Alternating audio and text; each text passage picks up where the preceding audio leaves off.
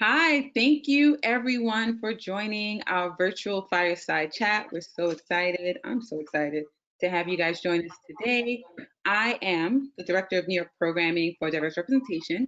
I'm also a talent manager and I specialize in repping multi-hyphenate talent, including comedians, actors, and writers. And diverse representation is a comprehensive database and organization of Black managers, agents, attorneys, and publicists in entertainment and sports. And our mission is to increase the hiring and exposure of those Black people that I just mentioned. If you want any more information or you want to stay in touch with us, you can go to our website and sign up for our mailing list, and also follow us on social media at Diverse Representation and on Twitter at Diverse Rep. Just a couple of housekeeping things throughout the chat. Feel free to ask any questions. We do have a dedicated section for Q&A at the end, but if something sparks a question that you have, feel free to ask it immediately using the chat or the Q&A feature, and we'll go ahead and answer them. So without further ado, and actually before I start, I'm hearing a bit of echoing. Is it just me? Maybe, no, okay. Without further ado, I want to introduce the EVP of Current Programming for cable and on-demand streaming services. She's worked her way up the current department after joining the studio in 2002. She oversees creative on 36 Warner Brothers television productions, including popular shows like Animal Kingdom on TNT, Queen Sugar on OWN, Lucifer on Netflix, and more on the horizon for HBO Max. And before joining Warner Brothers, she had hosts at Fox, CBS Productions, TNT, where she helped launch the network's first few television series. So without further ado, I want to welcome Odetta Watkins. Hi, how are you? Thanks for having me. Thank you so much for joining. I'm so excited to talk to you. I know we've spoken before, but every single time we talk, I'm super excited. Just get more and more excited. Me too. Yeah, I'm glad to be here. Yeah, thank you. So to kick things off, can you give us an overview of your roles and responsibilities leading the current programming department at Warner Brothers TV studios? Oh my gosh. It's a little bit of what I used to do as a current executive, but instead of having like 5 or 6, maybe 7 shows, I now have over 30. So it's kind of, the day-to-day can be anything from reading scripts, giving notes. It could be to approving casting choices, which I was doing right before this call. We were looking at casting choices for a new series that's coming up. It can be talking to production, which we've been doing a lot of since the pandemic started, because as you probably know, the pandemic shut down production pretty much all over the world, and it's slowly but surely starting again. Some starts and stops, but trying to stay in production in this new COVID era, safely stay in production. So that comes with some challenges, but also with a lot of new responsibilities in COVID protocols. So we spend a lot of time talking to production and a lot of time talking to casting and actors, and a lot of time talking to writers about how to make their shows COVID friendly, so that we're keeping in mind social distancing as much as you can do with actors. So I feel like everything that I normally do has been heightened since March. But that's a basic overview of what I do. It could be anything, and as different things creep up throughout the day, throughout the week, I handle that too. With the current executives, I try to support what they do. Yeah, so it's so crazy. So you're doing more of what you're doing, but it's just multiplied. More global. More global. Yeah. And you're just one person. Sounds like a lot, but also sounds very fun and interesting. It's a lot of fun, but I have a great current team. There are 10 executives on the team, and they each carry somewhere between 5, 6, sometimes 7 shows, and they're really great at what they do. So I'm making it sound like it is because I think I'm more supportive than I am in the weeds. Okay. Yeah. So thank you for providing that overview. Can you give us maybe more details about the specific involvement you have throughout the life cycle of a project, from conception to series, and how you liaise with other departments to see it through fruition? Sure. See, what most people know about television is they know television is developed, and therefore that's how they go in the air.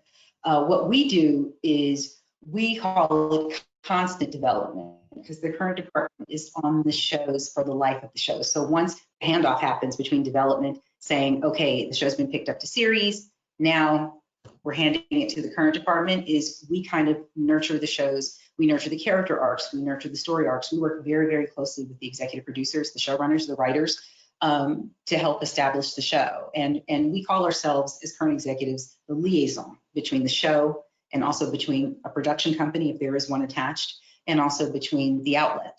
So it's kind of a little bit of a juggle because you want to keep the vision of the show true to whatever the creator wants, but you also want the outlet to be pleased, and you want to make sure the production company keeps you informed of anything that's going on along the way to make sure we achieve those goals. Because it is, you want to keep the show, the life of the show going, keep it on the air as long as possible. So that is, that's the great challenge in what we do in balancing and juggling all the different entities involved. So that's what it is. It's a handoff from development to current. But as you know, as you're watching shows evolve over time, that's what you're seeing, is you're seeing characters grow, stories grow, sometimes locations change, it could be anything. But we're there hopefully for many, many years to come. One of the shows I reference all the time, which is a broadcast show, so it's not under my purview, but Supernatural is a very popular show. Supernatural's been on the air for many, many seasons. And there aren't a lot of shows that go 14, 15 seasons, but that's like one of them. So Yeah. that one's had a few negatives. It's been on the air so long. You actually raised a good point in thinking of the handoff between the development team and your team and making sure that the integrity of and the creative vision remains constant. And I could imagine that being challenging, like, because it's a new team working on it. So how do you overcome some of those challenges and work with the team to kind of help them to move forward with the show to ensure the longevity season over season over season? Mm-hmm. You know, it's interesting, and I know I'm broadcasting cable, but I started my career, or I'm cable and streaming, but my career started in broadcast. And the challenges are kind of the same, but yet different, according to the platform. I think in broadcast television, they're advertiser based, and they set their nights accordingly. So if you, I'm going to use Thursday night lineup since that's one of the most popular nights on television. You know, Thursday night lineup is you want to get shows that kind of flow right into each other, right? So in doing that, you are, as a current executive, constantly keeping in mind that you're forming stories that are going to not only stay true to the show and to the voice and the vision of the creator, but also you want to do storylines that appeal to that audience. You know, CBS is different than ABC, is different than NBC, is different than Fox. So that kind of goes a lot into the molding and forming of shows and season arcs and story arcs and character arcs. On the cable and streaming side, you know, you don't have to appeal to the masses the way you did in broadcast TV, right? Now it's more niche programming. So platforms are a lot less stringent on how you form your shows. If anything, there's a lot more freedom in the kinds of shows you can form, the kinds of characters you can create. And what I really love about the cable and streaming platforms is those characters can be anti-heroes. They don't have to be perfect. You don't have to wrap everything up in a bow. They can be fallible on every level. Everybody loves a good bad guy. So I think the ability to be a lot more layered and textured and storytelling and in character development, I think that freedom allows creators to kind of imagine places you can take characters and everything doesn't feel as linear, which I think is great. In some of the shows I like to watch right now, I'm watching I May Destroy You. Love.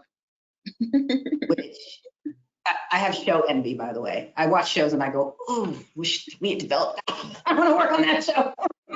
You know, but the thing I really love about that show is you don't know where it's going when it starts, unless you know the premise. And sometimes I like to go to shows without knowing anything about them at all, just so I can kind of see, can I pick it up?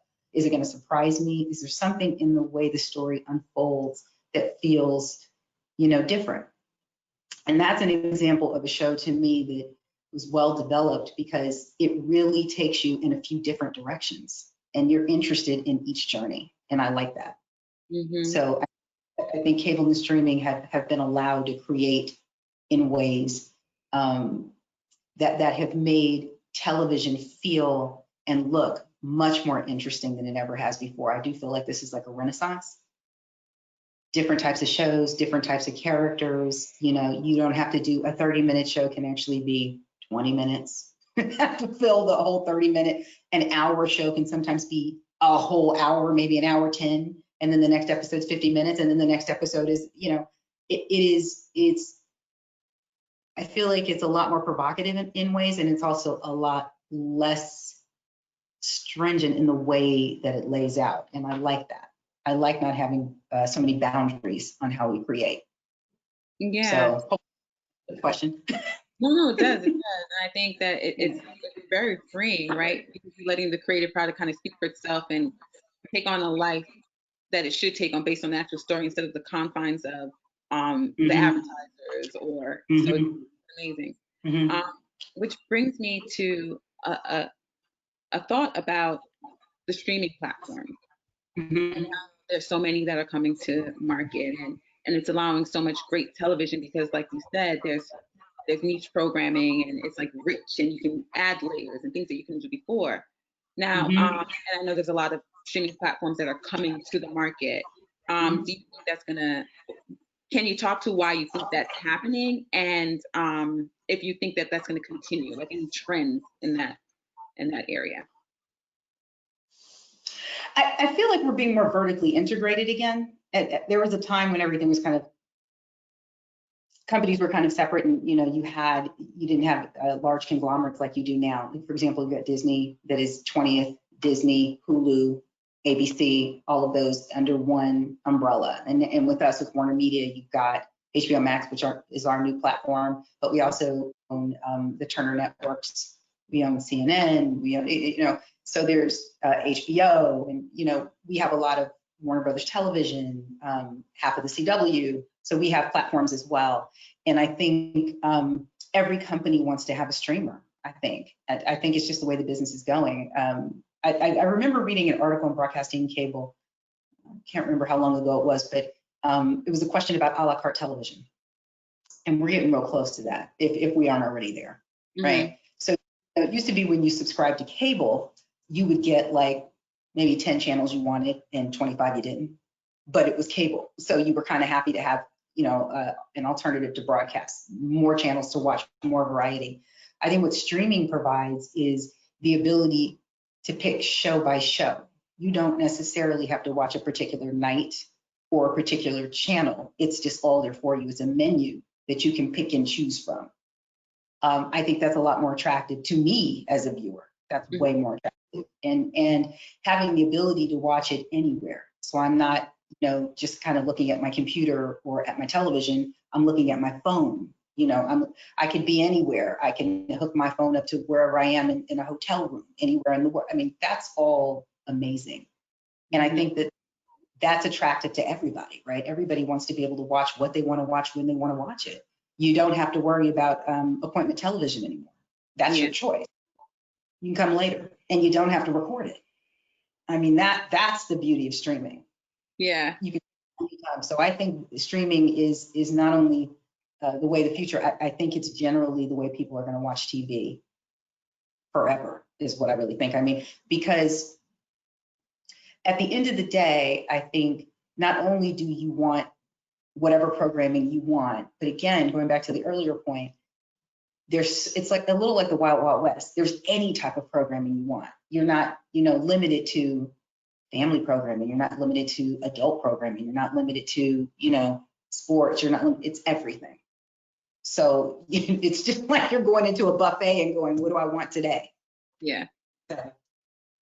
I think it's definitely spoiling us. And I agree. I don't see how we can go back without like a serious riot. So you've been in the industry and gained significant amount of experience. Can you give us an overview of your trajectory, like how you started and kind of worked your way up, and like the types of roles that you did that were instrumental in your success in the industry? You know, it's funny because I'm often asked this question, and I always say the same thing. Every job that you have in your life, every job, from the time that you are, my very first job when I was 16, working at Sears, selling clothes, to when I was in college, and I interned in America's Most Wanted because I was a journalism major and I thought I was going to do news. To the time that I hit Hollywood and I became an audience page, and I was literally ushering people in and out of sitcom tapings. Every single job has prepared me for this job, because I think the main thing in Hollywood, any job you have in Hollywood, is people skills. It's a people business. And it really is important that we know how to communicate with everybody in every job on every level. And I feel like, you know, being a sales associate, being somebody in news, being somebody, you know, begging for a job when I just needed to supply myself with clothes for college, all of those things, I think just kind of helped me hone my skills, so that now that I'm dealing with artists, and that's what writers are, that's what directors are, that's what actors are, they're artists, you know, I'm very sensitive to how I talk to people, how I treat people, what is it that they need in order to do their jobs and do what they do for the particular show or scene or arc that we're working on. So I always say, whatever job you have, build a skill set from that job, whatever it is. But always start with your people skills, because that's the thing that's going to carry you in this business in any position. I think news was helpful to me, majoring in journalism. I'm a closet writer, so actually working with writers is, writers are rock stars to me. So I have a great deal of respect for the written word. And I always try to, as I'm building a relationship with a producer, let them know how much I respect what they do and their talent, which I think helps build trust, which is a very big part of my job, because you work so closely with the writers, the executive producers. They have to pitch to you, they have to pitch stories, they have to pitch arcs, they have to kind of run it all by you. We're the first stop as a studio before they present it to the network or to the outlet. So I think definitely having some idea about writing has helped a lot. I also think being willing to start on the ground floor. Like being an audience page was for me more exploratory. How are shows produced? What happens on a set? What are people doing? I had no idea what Current Programs was when I first started. But what I did in that job was, no matter what show I was working an audience in and out of, I was kind of the flying. And that really helped me, because I would pick up scripts off the floor.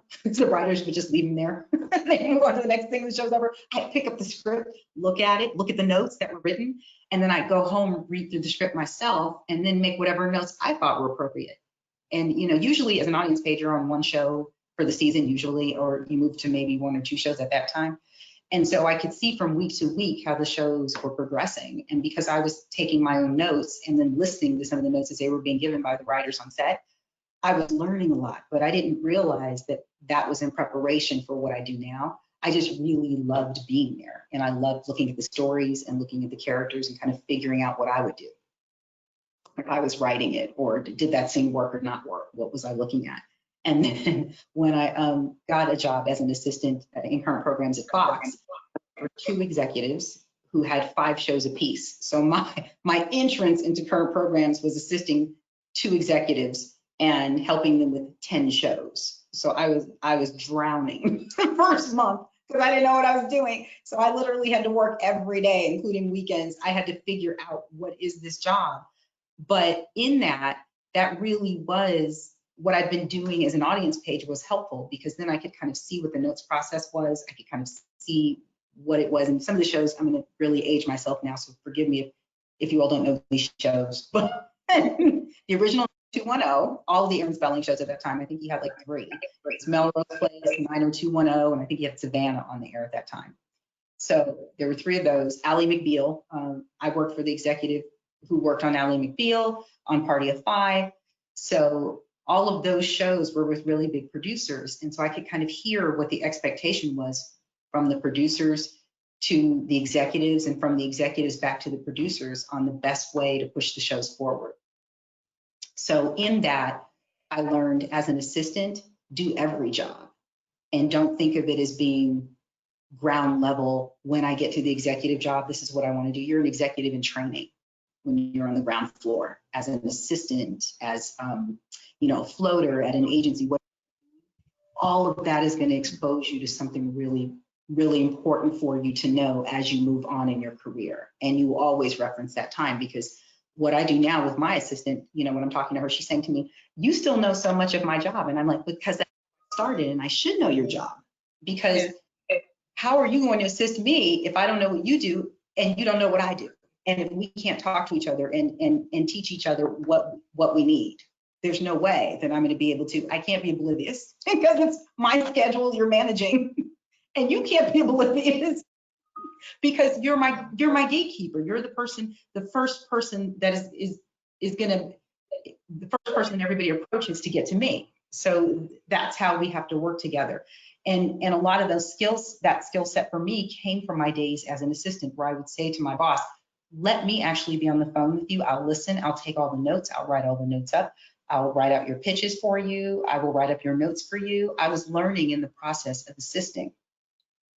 So people skills, no job is too small. Every job will teach you something, and learn how to use your job to contribute, but also to learn at the same time.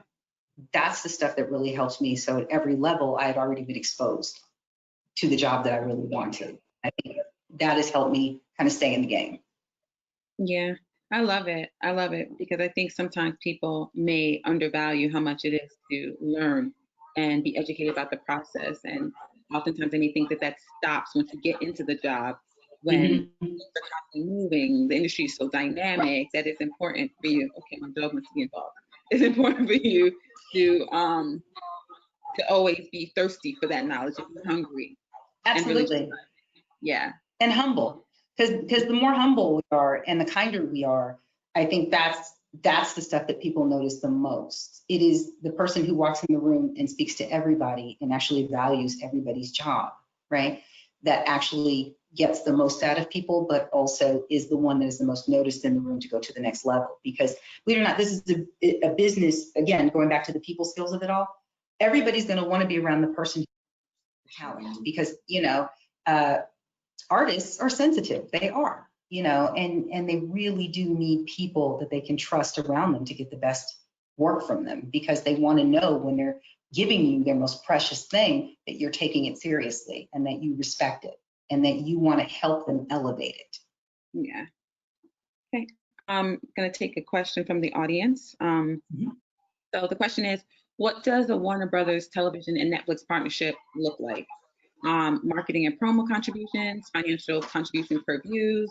What does Netflix expect, and what does Warner expect? And I think we can probably generalize that with any cable or streaming platform, just what that partnership entails. I think generally when we have a show that runs on Netflix, our original partnership with them before we started producing shows is we were actually giving them the shows to run after the seasons ended. So you can look at some of the WB shows that are still, or the CW shows that are still on Netflix. That's the superhero shows, Vampire Diaries, the originals, like all of those shows that are Warner Brothers shows. Originally, they would run on Netflix. So if you wanted to see, let's say, the first season of a show, when it was over, it would go to Netflix, and the second season would come on CW. So the hope was people would go to Netflix, watch that first season, and then come on back to CW to see the next season, right? That's what we did with them originally.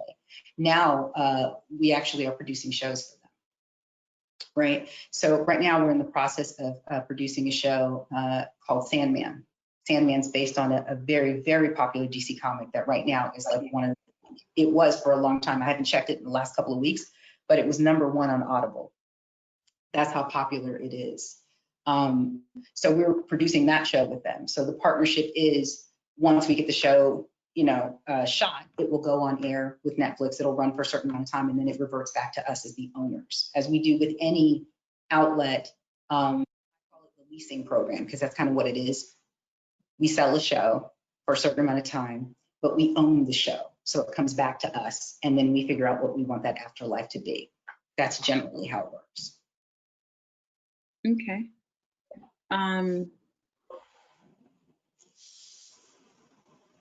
So in terms of you working on a show, what about a show appeals to you the most, or the kind of shows that make you want to develop right away?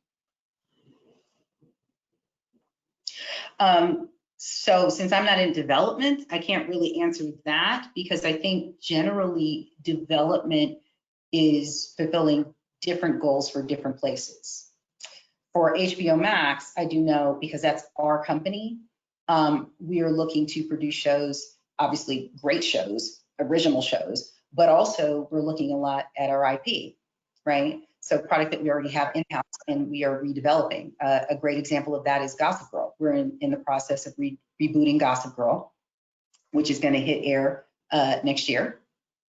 But that is a show that was in the early 2000s. It's coming back. So I do know one of HBO Max's priorities is to look at shows in the past or features or, you know, a lot of our product and decide what can we turn into series now. For the others, I think it just kind of depends on what we're developing and where we feel it should go, you know, depending on what it is. You know, different, I think different shows for us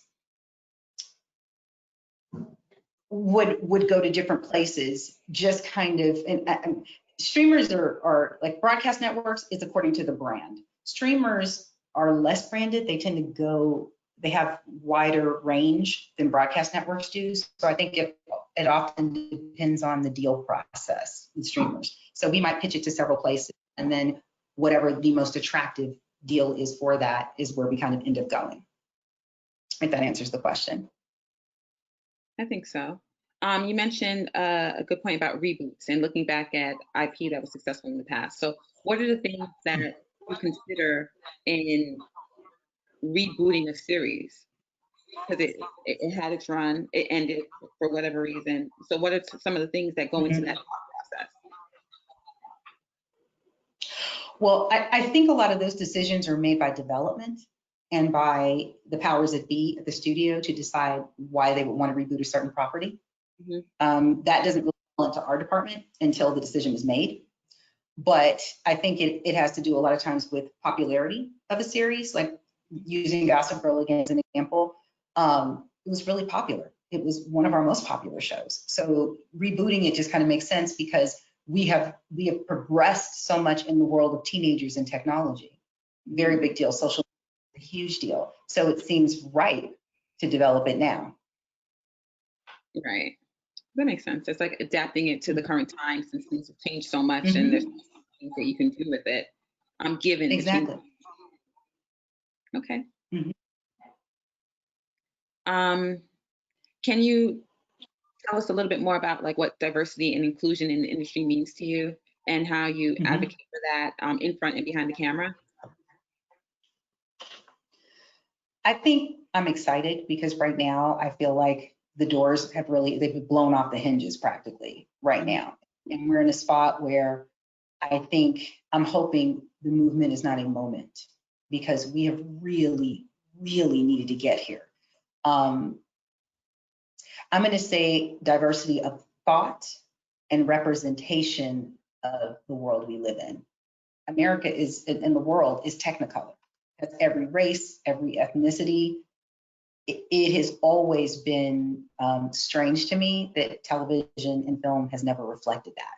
And so now I feel like there's such an opportunity to not only change that, but to allow voices to come through in their most authentic form. And I'm really excited about that. Let me give you an example of what I mean. I was having a conversation with somebody the other day about a show that's going to have queer characters. And we were talking about what types of characters may be developed for the show. And I said, the thing to keep in mind is that usually queer looks one way in most features, most television shows. We have to start thinking about queer culture the way we think about racial and ethnic culture, because queer is not one thing. And so maybe we start looking to represent the part of the queer population that you don't see very often on television. It doesn't look like something you would go, oh, I know that person must be queer. You're surprised because you don't necessarily think that way. It's all of those things. It's how do we give imagery to the public that reflects who the public is and not just a trope. That's what it means to me. It means more than diversity, it means representation. That's what it means. And that's what it should mean. and everybody should participate in it. More and more producers, more networks, more studios, everybody is saying we have to make sure, that we're changing our numbers. But I think the thing that I'm most focused on is you can't change the numbers until you change the mindset. It's not a quota system. It's not a percentage. It's a mindset. It's the way we do things. And that has to be the focus. That's how we change. And it really starts internally, because if I'm sitting in a room as a Black person and I'm saying, oh, we need to make sure that we have, just thinking off the top of my head, Japanese characters in something, then I should be looking for Japanese people to write and direct Japanese characters, because I'm not Japanese, right? That's what I mean by representation. We need to be conscious of that, and that it looks like more than one thing for each race, for each ethnicity, for sexual orientation, for gender. It's gotta be Technicolor. Okay. What are your thoughts? Someone had a question from the audience about streaming platforms releasing all episodes at once. Mm-hmm. And the question is, what are your thoughts about that? It's interesting. We talk about this all the time, because, Netflix generally releases everything at once. They just drop the whole season on you. I like it that way on a lot of shows because I like to binge. But I will say there are shows, like I'm a huge Peaky Blinders fan. It's only 6 episodes a year. So I can binge that on a Sunday afternoon, and then I got to wait another year for the next season. So, I think for so many people has turned the conversation to other ways to drop seasons, right? So not everybody, like an Apple or Hulu, sometimes they'll drop like maybe weekly, or they'll drop 3 at once and then drop weekly after that, 2 episodes at once and then drop weekly after that. Mm-hmm. Splits the difference because it gives you a good taste of the show without giving you everything at once. Mm-hmm. And I like that too. That works for me too. So, I think both ways kind of can accomplish the ultimate goal, which is strong viewership, right? Both can accomplish that. And sometimes I just think it depends on the outlet and also maybe the type of show, like going back to Peaky Blinders, I don't know that I would want to take 6 weeks to see episode by episode, since it's only 6. Mm-hmm. But maybe a show like Shrill that's on Hulu, which is our show, I don't necessarily mind watching, 2 up top and then 4 after, or watching it weekly. Okay. Do you see streaming platforms branching into dedicated niche channels, like a channel specifically for Black stories or a channel specifically for sports?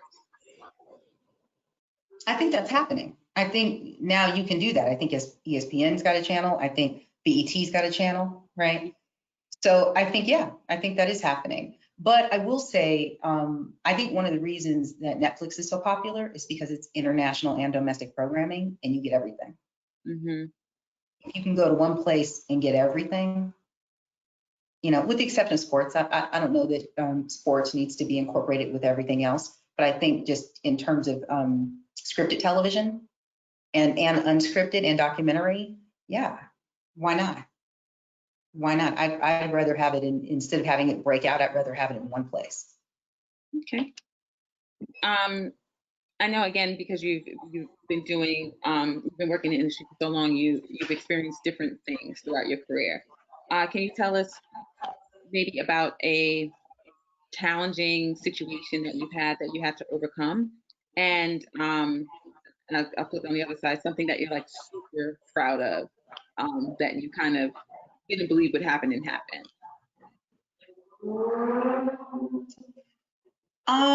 I think I'm going to start with something I'm super proud of. I think I'm super proud. I gave you both options. I'm going, let me start in the back this way. I really am proud of the fact that, I've always been pretty honest and forthright about what I like to see. I'm pretty honest when I talk to producers. I'm honest when I talk to my bosses. I'm honest when I talk to, my team. I'm honest when I just kind of feel like I don't want to be the kind of executive that shines people on and makes them feel good about something I don't feel good about.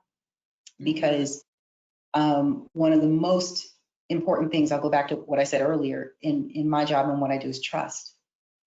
And I don't want anybody to ever feel like they don't know what they're getting from me when I'm talking. I would rather have it be, if I'm speaking to you and you've asked my opinion, or I'm offering my opinion and helping to do my job to elevate your product, that I can tell you pretty straightforwardly what I'm thinking. And we can have a candid conversation about it. So I'm most proud of the fact that I haven't changed that from the time I started to where I am now. Now, that hasn't always been a good thing for me. It hasn't always worked in my favor. There have been times when people have not appreciated that. There have been times when people have been like, well, I don't want to work with her because I don't feel like she's supporting me. And in my mind, I'm thinking, but I'm telling you the truth in being supportive of you. I'm not going to just be your cheerleader. I want you to know the truth about what I think. And that's been very challenging, because there have been times when I've been tempted just to stay on like a big show. That, you know, the larger the show, the more visibility it has, right? So in my mind, I've struggled with, should I just do what I think they want me to do, or should I be me? And what I've chosen is to be me, because if you know I'm genuine and you know I care about what you do, then chances are we're going to build a good relationship, you know, and at the very least one of respect, of mutual respect. And that's what I really want in the job that I'm doing every day on your show, because I want every show is like a baby, my child. So I want every show to grow and be healthy and strong and be on the air forever. It's always my goal. So I've known some people who've really appreciated that, who've said to me, I always call you because I know I'm going to get the truth when I call you. And then I've had some people who go, I don't want to call you because I don't want to hear the truth. Okay. So that's the thing I'm most proud of. And I would say, in addition to that, also being challenging, it's challenging being a person of color, one of the very few doing what I do. There are more people now, but when I started, there was hardly anybody. And, you know, it was very, very challenging. You know, you're dealing with people a lot of times who, and this is, I grew up in San Francisco, so I'm from California. And I always say this is the difference between the West Coast and the East Coast. On the East Coast, when I walk into a room, I immediately know how most people feel. On the West Coast, they're smiles. You don't necessarily. And it comes out in a lot of different ways. Some are surprising. You're kind of like, oh, one of those. But most people in California feel like they're very liberal. But I think one of the things that the movement has pointed out and brought out with, you know, books like White Fragility, you know, and a lot of the talks that are going on now with people, is that liberal does not mean anti-racist, right? And so I've had instances where I've walked in a room and I've sat down and I've had people not want to hear from me, or I've been completely ignored in a room, or, you know, I've had a producer who has kind of done the, okay, thanks, and then acted as if we never had a conversation. Or I've been in a room with executives where things have been said and I've gone, okay, do they know there's a Black person sitting in the room? Are they aware of them sitting there? I can hear that out loud. You know, so it's been really challenging. That's been really challenging. But I think if I had to say things that have helped me survive, I've had some angels in places I didn't expect. I've always had, I'm God-fearing. That helps a lot, you know, because you have something to believe in. And I've also just always felt that, you know, I'm on strong shoulders, because I have it than my mom had it, and she had it easier than her mom had it. So I kind of feel like a lot of the things that I faced are not even a quarter of the things that my mother faced when she was in corporate America. So you know, if I put it in that perspective, I live to find another day, because I just get up and try to figure out, how am I going to attack this today? Because I have a job to do, my job, and nobody's taking me out of my job. So, you know, that, and the eye on the prize. Okay. So everyone, I'm gonna open up the floor for questions. So if you have any questions, feel free to send them our way. And I'll start taking some that we received so far.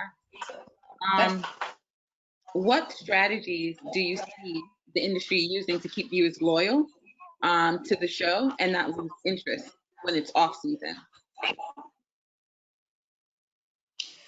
Honestly, I think that's one of the challenges we face. I mean, the good of it is, social media provides a lot of platform, right? Mm-hmm. So when you know you're not in production and there's a certain amount of time between seasons, there are things that we can do to keep viewer interest alive. I mean, one of the things we were doing is, I'll go back to what I said earlier, a lot of the when we're done with the season, it moves over to Netflix, or now it'll start moving over to HBO Max. And so you can kind of see that season again. I think a lot of companies are also kind of doing specials in between seasons where you get a glimpse of something, or you have your actors get on social media and talk to the audience. There's a lot of little things like that happening so that shows stay top of mind for people. Mm-hmm. But I think there's still a lot of talk. That's an ever evolving kind of thing, because I think, now I think everybody's just happy to be up in production on some level because of COVID. Yeah. But I do think that's going to be a continuing conversation, because if you can only produce a certain number of episodes per year, I think the question becomes, what can we do in addition to that? And is there a brother sister show where this goes up, this and that's done, this goes up, and then the other comes back, So a lot of discussion happening about that. But right now, I think it is mostly social media goes alive, and then wherever they're running outside of the network. Okay, that makes sense. And speaking of COVID and production starting to ramp up, can you tell us more about like what's happening and what you're seeing in terms of production and COVID and keeping people safe? I think everybody, I know Warner Media is working, and Warner Brothers is working very, very hard to make sure that our sets are safe. And there's a lot of new COVID protocols that have been put in place to ensure safety, for the crews, for the cast. I mean, it's hardest, I think, on the cast because the crews have been cut in half. So if there were 100 people on set, there were 50, But I think with the actors, it's harder because, the social distancing, the 6 feet apart, you can't always do in scenes, and people can't wear masks. And then there's always the intimacy issue if you've got a show that requires intimacy. It's a lot of figuring out how to creatively do things so that you are taking the minimum amount of risk. And then a lot of it is also really talking our cast and crew through the protocols, why they're necessary, why it's necessary after you quarantine to keep, you're not going out anymore. And I think it's hard on the actors, especially if they shoot out of town, because it essentially means what just happened with the NBA. Well, they were in that great Disney World bubble, but it was still a bubble, right? So you're away from your family for 3-4 months at a time. That's hard. So it's trying best to work with the actors and work with the crew and to make sure that safety protocols reinforced, testing as much as we can. So it's a lot of that, but it does change the amount of hours that you can work, and it does change what your shoot time looks like. So where we might have been shooting, 8 or 9 days an episode, we might be shooting 10 days an episode because we have to add an extra day to spread that out for the COVID protocol, Yeah. All in the name of safety. So it's all good stuff. Okay. And based on some of the questions that I'm seeing in the chat, I think that it actually be really helpful for, if you can, describe the difference between what you do in current programming and then what development does. Because I'm seeing a lot of questions in pitching and what do you look for in a pilot, and that's not really what your function is. That's not what I do. Yeah. So you kind of just tell us. I always say nobody knows what current programs does. Yeah. Yeah, so take us to school. Let us know. So development is actually the first stop. A producer has an idea, they take it to development, they say, okay, this is how we want to develop this idea. We want it to be a series. Here's my Bible, or what I want it to be. Here are the characters I want. Here's the concept of the show. And that writer or that team or whoever it is who brings that show forward will work with the development group to basically give birth to the show concept, right? In broadcast, that's usually a pilot. And then that pilot will be used as a sales tool to go out to the network and say, okay, we've got a pilot idea for you. If you pick up the pilot, we can produce it, and that's the sample of what the show will look like. And then the thing we used to do is if a network then viewed the pilot, they'd say, we really like it, we'll pick it up for the first season, and there you go. Now you're off and running. At which time development hands the show over to the current programs department, because we would then take it and then start working on the episodes beyond the pilot. And then the show becomes part of our department, and we are with it through the life of the show. That's how it works in broadcast. In cable and streaming, it's working a little differently, because now people are just picking up straight to series. So you're not producing a pilot anymore. Now you might be developing a concept, you still pitch that concept with the development group, but once that concept is picked up as a series, that is when Current Programs comes in and works hand in hand with development on building out the episodes, casting, where production's going to be, getting it all set up. So it's almost like my job is a little more dual at this point. I'm still Current Programs, but now I'm working closer with development, because we don't require in straight to series a sales tool. We've already sold it. So now we can just develop the season, shoot it, and slap it up on a service or on the cable.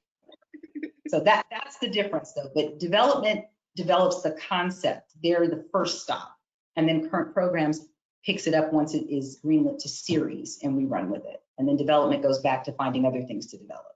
They don't stay with us on the show anymore. I feel like there's so much nuance in entertainment and so much nuance in creating a television show that is helpful to start with, like, it's an explanation. So I apologize, guys. I should have started with that. I'm sorry, I could have been a lot clearer. What I do, I could have been a lot clearer. No, I thought you were clear, because I got it. And then I'm like, okay, well, I know the difference, but okay, so next time. But I'm happy that we took time to go through it. I think it's very helpful. And then that leads me to my next question, which I think will further clarify and provide more context to what you do. And that is, what does a typical day look like? I know that's a tough question, because every day is different. Yeah. So maybe my days are so different. Yeah, I'll tell you what my day was like today, and to give you kind of an example. So today I had the Kaminsky method. We tabled the 6 episodes going into season 3. We tabled the first 3 yesterday. We tabled the second 3 this morning at 10:30, right? So my day started with that. Then, okay, I'm sorry. I'm going to interject in between just to add more context. So by table, what do you mean? Oh, by table read, I'm sorry. Let me explain that. But I'm forgetting that I met with my HRTS mentee this morning at 9. He and I met this morning at 9, had a great conversation over coffee, and then I jumped right into the table reads. So here's what that means. On comedies, and we do this on dramas too for the first episodes, but on comedies, generally, table read means all the actors sit around a table and literally read through the scripts. The reason they do that in comedies is because they need to hear the timing of the scripts, and they need to hear the jokes, and then the writers make adjustments accordingly. So there's a table read for every episode of a comedy. Kaminsky method is, I don't know if you all are familiar with that, but that is our show that runs, that's one of the shows that runs on Netflix, starring Michael Douglas, right? So this morning I started with that, but we did 3 episodes of Kaminsky. So literally they were at a table, and of course everything's on Zoom now. I sat here at my desk and then turned the pages of the script as they were reading it. The benefit of that, the table read, I love table reads, because you can hear the actors say the lines, and then you kind of know what's going on in the script. And for the writers, it's helpful because they can figure out what works and what doesn't. And again, to the timing of it, generally, the streamers are different. In broadcast, usually you want it to time out at like 22 minutes, because as you know, when you turn on a comedy on a broadcast television show, they have 30 minutes generally. But that's usually 8 minutes of commercials, 22 minutes of programming. So, you know, usually they're listening for the timing of the jokes and making sure that they're at that 22 minutes. So when they film, they'll hit their mark, right? In a single cam, meaning a show, well, let me make it easier, a drama. Dramas generally on broadcast networks are 42 minutes, 43 minutes, somewhere in there, and the rest is commercial time. On a streamer, you can get 50 minutes out of it, maybe 55, sometimes 60, depending on the shows. Because generally, the only thing you're leaving time for, if there's a maximum amount of time that you can have, is the main titles, which is, you know, the opening of a show, the closing, the credits, that kind of thing. And then everything else can just be show programming, which is another reason I really like streaming cable, because you don't need to leave titles, which is great. So that's what I did this morning. After I met with my mentee, then I went straight into the table read for 3 episodes. And then I went into another table read for the show You, which is also on Netflix. And we tabled the first 2 episodes of that for the new season, for season 3, 301 and 302. And then I went to a casting session for another show, because we're starting to cast for Head of the Class, which is a reboot that's going to be on HBO Max. And then I came here. But yesterday I had department meetings, and then I had a senior staff meeting, and then I also met with various executives on different shows. We had a Zoom call on Delilah, which is a new show that's going to be on OWN, Oprah's network. And then I think the other show meeting I had yesterday, Lucifer, I had a meeting on Lucifer, which is also one of our Netflix shows. So my days vary. Some days it's multiple shows. Sometimes it's table reads. Sometimes it's meetings. And sometimes it's read time, where I can kind of catch up on scripts that maybe I haven't had a chance to get to, so that I can make sure to give feedback to the executives, especially if, you know, there's on shows that with cable and streaming, they're not, usually all the scripts are written before we shoot. Mm-hmm. So I have a lot more time to read those scripts than I would, you know, if I was doing a broadcast show. So then I just kind of have to figure out where I can fit that in the schedule to be able to give feedback, so that it's not like 4 days later. So my days vary. Yeah. Well, it doesn't sound boring. It's not boring. It's a lot of fun. But it can be anything. Yeah. And so this question has actually came across a lot. So I know you're involved in some of the creative staffing on projects. What is your involvement in staffing writers, and what do you look for in writers? And I guess how would a up and coming writer or a new writer get staffed? Representation is the first thing. And you know, I've met a lot of writers over the years, and people who really, really want to work in TV. You have to have representation. That's the biggest thing, first and foremost. And that doesn't necessarily mean an agent, obviously, because we saw what happened with the agents when all the writers fired the agents. They used lawyers, they used managers. So any of that is fine. You just need representation. And then I think, you know, you need a really good original piece. I've always been one. It used to be when I first started, people wanted to read spec scripts. A spec script is a sample of a show, an episode of a show. I've always been one to want to read, before I read a spec, I want to read your voice as a writer. So I want an original piece. And that can be either a pilot, a potential pilot, or it could be a short story, or it could be a play. Any of those things, because I just want to know if you could develop characters and you can develop whatever story you want to tell, what would it be? And do those character voices come across vividly on the page? And can you plot a story from A to B to C? That's what I typically look for when I'm reading something. And I don't think, especially in writers who haven't been staffed, I don't expect those writers to be super duper professionals at all. Like, there have been times when I've recommended people who maybe have character voices down pat, but their plotting is not as strong. But staffing a show, I always call it the great gumbo, because to get it just right, you know, you need a lot of different ingredients, right? Everybody is hired for very specific reasons. You know, sometimes people bring more life experience to the table, where they can share stories that inspire the room and kind of get them going on what a story arc might be for a character or for a season. You know, some people plot very well. So, you know, a certain type of show needs a good plotter. One of my favorite shows that I worked on, it's no more, but I was talking about it yesterday. It was very nostalgic. My sister still watches many episodes. The Closer, one of my favorite shows ever with Kira Sedgwick. So well plotted. You know, it was a cop drama, but every single episode of that show was plotted well. I mean, from the personal stories to the cases themselves. I mean, James Duff, who created that show, I love him so much because what he was able to do with the characters and the stories was always so impressive to me. But, you know, he looked for people who were very meticulous and detail oriented because that's how his scripts were written and that's how those cases evolved, right? So each thing is different, but it always starts with the individual voice of the writer. You know, what do you bring to the table? And then how can that be beneficial to a particular staff we're trying to put together? That's about the best way I can answer that, I think, because we do staff members.